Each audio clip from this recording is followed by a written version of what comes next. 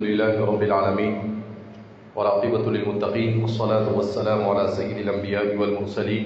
سيدنا وحبيبنا وحبيب رب العالمين محمد وعلى آله وأصحابه ومن هدى بهديه إلى يوم الدين۔ علم حدیث کی یہ پررونق مجلس اتنی مبارک اور پرنور ہے کہ ماشاءاللہ ہمارے جتنے بھی احباب اپنے مقالے لکھ کر آئے ہیں وہ اگرچہ وقت کی تنگ دامنی کے باوجود آدھا گھنٹہ 10 منٹ کے بجائے بولتے جا رہے ہیں، مگر کسی قسم کی اکتاہٹ محسوس نہیں۔ ایسا نہیں محسوس ہوا کہ بھائی انہوں نے 10 منٹ کا آدھا گھنٹہ لے لیا، ایسا ہوا کہ انہوں نے آدھا گھنٹہ لیا ہے اور آدھا گھنٹہ اگر یہ بولے تو بہتر ہوگا۔ تو الحمدللہ یہ ہم سب کے لیے سعادت کی بات ہے۔ ابھی کچھ دنوں پہلے میں ملیشیا گیا تھا، تو وہاں سے ایک صاحب سے ملاقات ہوئی، پھر انہوں نے مجھے ایک چھوٹی سی کلپ بھیجی جس میں ایک عرب محدث سے کہہ رہے تھے کہ اس وقت روئے زمین پر بر صغیر ہندوستان اور اس کا ارد گرد ہی ایک ایسا مقدس اور ایسا باتوفیق خطہ ہے جہاں پر سیاح ستہ کو مکمل پڑھایا جاتا ہے، ورنہ نہ کسی عرب ملک میں پڑھایا جاتا ہے اور نہ کسی اسلامی ملک میں پڑھایا جاتا ہے۔ اگر کہیں کتب احادیث کو اتنی کثرت کے ساتھ پوری کتابیں اگر پڑھائی جا رہی ہے تو یا تو بر صغیر کے علماء پڑھتے ہیں، ان کے مدارس میں پڑھائی جاتی ہے، یا پھر وہ جہاں جہاں جاتے ہیں وہاں پڑھائی جاتی ہے، لیکن اور کسی کو یہ توفیق اللہ کی طرف سے میسر نہیں ہے۔ تو ذالک فضل اللہ یؤتیہ من یشاء۔ الحمدللہ اللہ رب العزت نے ہمیں یہ فضل عطا فرمایا، یہ توفیق عطا فرمائی، اللہ ہمیں اس کی قدردانی کی توفیق مرحمت فرمائے۔ کچھ چیزیں ذہن میں ہیں، 2-3 منٹ میں اسے پیش کر اپنی بات کو ختم کر دوں گا۔ احادیث نبوی علی صاحبہ الف تحیۃ و سلام، چونکہ اس کو ہم پڑھاتے ہیں، ہم میں سے اکثر اس کی تدریس سے منسلک ہے۔ میں بھی الحمدللہ تقریباً 20 سال سے احادیث مبارکہ کی مختلف کتابیں پڑھاتا آیا ہوں۔ تو ایک بات یہ محسوس ہوتی ہے کہ ہم احادیث مبارکہ تو پڑھاتے ہیں، مگر طلباء کے سامنے بہت ساری ایسی چیزیں جو عملی طور پر بتانی چاہیے وہ نہیں بتاتے۔ یہ کوتاہی ہماری دور ہونی چاہیے۔ رسول اللہ صلی اللہ علیہ وسلم نے ارشاد فرمایا صلوا کما رأیتمونی اصلی، تو ہمیں بچوں کو بتانا چاہیے کہ نماز کیسے پڑھی جاتی ہے۔ آپ صلی اللہ علیہ وسلم نے وضو کا طریقہ حضرت عثمان کو کر دکھایا۔ حضرت عثمان اپنے ساتھ جو دوسرے لوگ ہوتے تھے انہیں کر دکھاتے تھے، اور بھی بہت سارے صحابہ سے۔ تو ایسی چیزیں جو عملی طور پر بتانی چاہیے وہ طلباء کو بتانی چاہیے تاکہ وہ مکمل طور پر اتباع رسول کے عادی بنے۔ اور اسی طریقے سے ہم لوگ پوری زندگی احادیث کو پڑھاتے ہیں، مگر بہت افسوس ہوتا ہے کہ ہماری نماز بھی صحیح نہیں ہوتی، ہمارا وضو بھی صحیح نہیں ہوتا ہے، لہذا اس کی عملی مشق کی طرف توجہ ہونی چاہیے۔ دوسری ایک بات ذہن میں یہ آئی کہ عصر حاضر کے مسائل بڑے پیچیدہ ہیں، مگر احادیث مبارکہ یہ ایسا مجموعہ ہے کہ رسول اللہ صلی اللہ علیہ وسلم نے جو آپ کا اہم مقصد تھا، آپ کی بعثت کا، ان اہم ترین مقاصد میں سے التبیین والابلاغ، وضاحت کرنا قرآن کریم کے مضامین کی، اور اس میں جو کچھ رہ گیا ہے اسے بیان کرنا۔ تو آپ صلی اللہ علیہ وسلم کا یہ اصل مقصد تھا، آپ کے اہم ترین مقاصد بعثت میں سے تھے، لہذا اس بنا پر عصر حاضر کے ہماری احادیث مبارکہ کو جہاں جہاں پر عصر حاضر پر منطبق ہوتی ہو وہاں پر اسے منطبق کرنے کی ہمیں کوشش کرنی چاہیے۔ اس سلسلے میں بخاری پڑھانے والے کو انعام الباری سے استفادہ کرنا چاہیے، اس لیے کہ حضرت شیخ الاسلام فقیہ الاسر حضرت مولانا تقی صاحب یہ ماشاءاللہ جہاں بھی احادیث ایسی آتی ہے اور ضرورت ہوتی ہے آپ ضرور ان چیزوں کو بیان کرتے ہیں۔ اسی طرح سے آپ کی کتابیں ہیں اسلام اور ہماری زندگی، ذکر و فکر، ان میں بھی بہت ساری احادیث کو مسائل کو انہوں نے آپ نے سمجھانے کی کوشش کی ہے۔ اسی طریقے سے آپ کی تکمیلۃ فتح الملہم ہے، اور بھی اس کے علاوہ اس طرح کی جو ہمارے معاصر اکابرین ہیں ان کی کتابیں ہیں، ان کو خاص طور پر ہمیں پڑھ کر عصری مسائل کو بیان کرنا چاہیے۔ تیسری بات یہ کہ کچھ ابواب ایسے ہیں جو ہم آخری زمانے میں رواں روی میں پڑھا کر چلے جاتے ہیں، جبکہ ان کا سمجھانا اس زمانے میں بہت زیادہ ضروری ہے۔ انہی ابواب میں سے ہے کتاب الفتن، باب بدء الخلق، ابواب بدء الخلق اور ابواب الدعوات، اس لیے کہ ہمارے طلباء اور ہم علماء اور خواص بھی ادعیے مسنونہ اور ادعیے معصورہ سے بہت دور ہو چکے، تو ہمیں اسے اچھے سے پڑھانا چاہیے۔ امام شیخ محمد الغزالی نے اپنی کتاب فن الذکر والدعاء کے اندر میں ذکر کیا ہے کہ رسول اللہ صلی اللہ علیہ وسلم کی دعا بھی معجزہ ہے، کہ اتنے جامع الفاظ اور اتنی برموقع دعائیں یہ انسان کے بس میں ہی نہیں کہ اتنے مختصر الفاظ میں اتنی جامع دعا کہہ سکے۔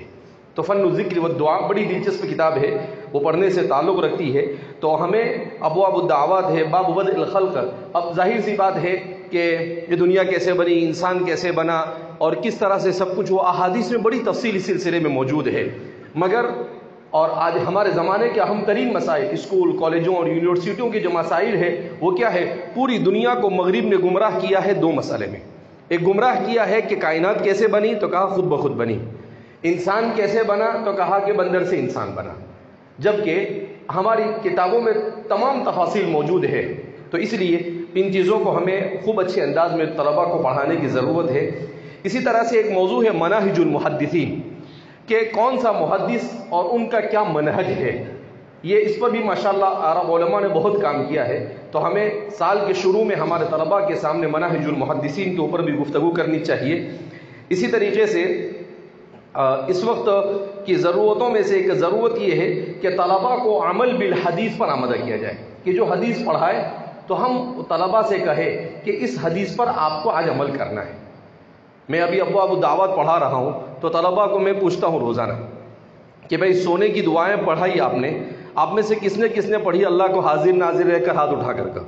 تو ایک دن آدھے بچے بتائیں گے، دوسرے دن اور کچھ بڑھ جائیں گے، تیسرے دن کچھ اور بڑھ جائیں گے۔ تو اس لیے ان کو عمل بالحدیث کے اوپر آمادہ کرنے کی ضرورت، اس لیے کہ علم کا اصل مقصد تو عمل ہے، اگر عمل ہی نہیں ہوگا تو یہ علم، کثرت علم ہمارے کسی مقصد کا اور کسی فائدے کا نہیں ہے۔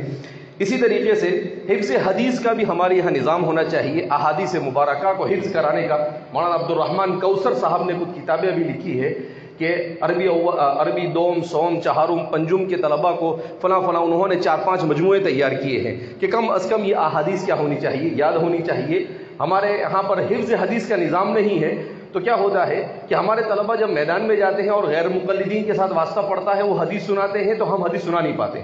تو پھر ہم حدیث کا مفہوم ذہن میں ہوتا ہے وہ بیان کرتے ہیں، تو پھر ہم میں اور جو صرف تبلیغ کا کام کرتے ہیں بغیر پڑھے ہوئے وہ حدیث کا مفہوم بیان کرتے ہیں، ہم میں کوئی فرق نہیں رہ جاتا ہے۔ لہذا اس بنا پر حفظ احادیث کا بھی معقول نظام ہونا چاہیے۔ اور اس موقع پر میں مولانا کا بہت ممنون و مشکور ہوں، مولانا عبد الماجد صاحب غوری